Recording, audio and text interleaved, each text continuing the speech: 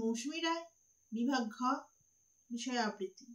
আমি সর্বভারতীয় সঙ্গীত ও সাংস্কৃতিক পরিষদের অনলাইন সাংস্কৃতিক প্রতিযোগিতায় মেধা 2025-এ অংশগ্রহণ করছি।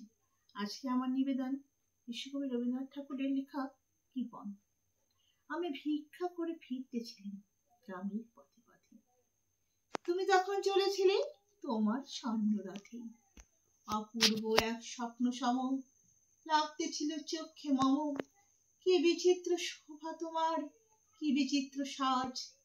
আমি মনে ভাবতেছিলাম এ কোন মহারাজ। আজি শুভক্ষণে রাত পোহালো, ভেবেছিলেন তবে আজ আমারে দাঁড়ে দাঁড়ে ফিরতে নাহি হবে। বাহির হতে নাহি হতে কাহার দেখা পেলেম পথে। চলিতে রাত ধন ধান্য ছড়াবে দুই ধারে। মুঠা মুঠা কুড়িয়ে নেব ভারে ভারে। দেখি সহসা রাত থেমে গেল আমারই কাছে এসে। আমার মুখ পানে চেয়ে নামলে তুমি হেসে। দেখি মুখের প্রসন্নতা জুড়িয়ে গেল সকল ব্যথা। হীনকালে কিসের লাগি তুমি অকস্মাৎ, আমায় কিছু দাও গো বলে বাড়িয়ে দিলে হাত।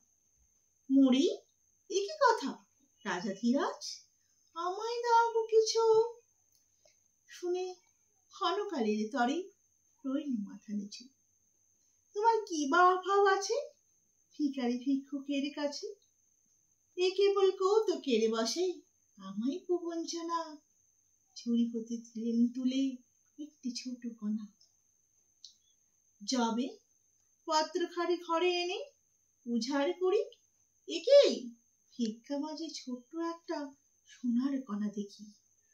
দিলেম যা রাজভিখারিরে ছন্ন হয়ে এলো ফিরে। তখন কাঁদে চোখের জলে দুটি নয়ন ভরে। তোমায় কেন দেইনি আমার সকল শূন্য করে। নমস্কার।